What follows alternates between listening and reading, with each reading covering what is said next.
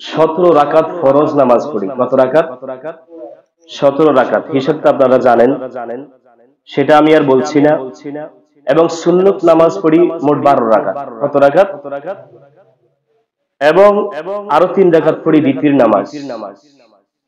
ফরজ 17 রাকাত, সুন্নতে মুআক্কাদা 12 রাকাত এবং বিতরের নামাজ ওয়াজিব হচ্ছে 3 রাকাত। মোট প্রতিদিন আমরা 32 রাকাত নামাজ পড়ি। কত রাকাত? 32 রাকাত নামাজ দৈনিক আমরা পড়ি। প্রিয় ভাইয়েরা, আমাদের মধ্যে অনেকেই আছে যারা এই 32 রাকাত ছাড়াও আরো 10-12 রাকাত সুন্নত বেশি পড়ে। পড়ে কিনা? আছে না এরকম বহু লোক? যেমন মাগরিবের নামাজের পরে অনেকে 6 রাকাত পড়ে, ফজর নামাজে সূর্য ওঠার পরে অনেকে 6 রাকাত পড়ে, আছে না? আবার 9টা-10টার দিকে কি পড়ে? দুহার নামাজ পড়ে, শাস্তের নামাজ পড়ে, তাহলে সেখানে 4 রাকাত পড়ে। তাহলে এইভাবে আমরা অনেকেই আসি আরো 10-12 রাকাত সুন্নত নামাজ বা সুন্নত জায়েদ আমরা বেশি পড়ি। যদি সবগুলা রাকাতকে আমরা একসাথ করি, যদি প্রত্যেক রাকাতে করে আমরা একটা করে ভুল করি, তাহলে আমাদের ভুলের সংখ্যা কি বেশি হবে না কম হবে? বেশি হবে। কারণ 32 রাকাতে যদি আমরা প্রত্যেক রাকাতে একটা করে ভুল করি বা কোনো কিছু কম করি, কোনো কিছু কম পড়ি, কোনো আমল কম করি, তাহলে আমাদের 32 রাকাতের মধ্যে 32টা ভুল হওয়ার সম্ভাবনা আছে না নাই? আছে। আমরা অনেক সুন্নত বা সুন্নত জায়েদা নফলগুলা আমরা খুব গুরুত্ব দিয়ে পালন করি, কিন্তু এই নামাজগুলোর ভিতরে বা 32 রাকাত নামাজের ভিতরে আমাদের অনেকগুলা ভুল, যেগুলো আমরা কিছুই মনে করি না, সেই ভুলগুলা নিয়ে আলোচনা করতেছিলাম আমরা গত সপ্তাহে। আসলে নামাজের বা সালাতের সবচেয়ে গুরুত্বপূর্ণ যে বিষয়, সেটা হচ্ছে ইখলাসের সাথে খুশু-খুজুর সাথে সালাত আদায় করা। এই ব্যাপারে রব্বুল আলামিন বলেন, ওয়া ইযা ক্বামু ইযাস সালাতি ক্বামু কুসালা ইউরাউনান নাসা ওয়া লা ইয়াযকুরুনাল্লাহা ইল্লা ক্বালিলা। সূরা নিসার 142 নম্বর আয়াতে রব্বুল আলামিন বলে, যখন তারা সালাতে দাঁড়ায়, মানে মুনাফিকদের কথা এই আয়াতে আল্লাহ তাআলা বলেছেন।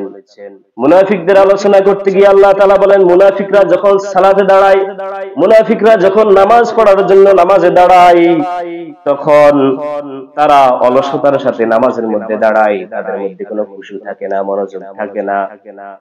তারা খুশু ছাড়া, মনোযোগ ছাড়া নামাজের মধ্যে দাঁড়িয়ে যায়, অলসতার সাথে নামাজ পড়ে, অর্থাৎ রুকু তারা ঠিক মতো করে না, সিজদা তারা ঠিক মতো আদায় করে না। এরকম রুকু সিজদা ঠিক মতো আদায় করা ছাড়া মুনাফিকরা নামাজের মধ্যে দাঁড়ায় এবং তাদের মধ্যে অধিকাংশই লোকদেরকে দেখানোর জন্য সালাত আদায় করে। সালাত আদায় কেন করে?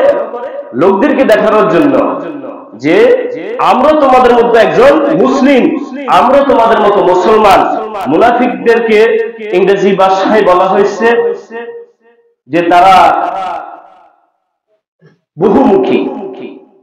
যখন মুসলমানদের কাছে যায়, তারা বলে আমরা তোমাদের মতোই মুসলিম, তোমাদের মতো, তোমাদের সাথে আছি।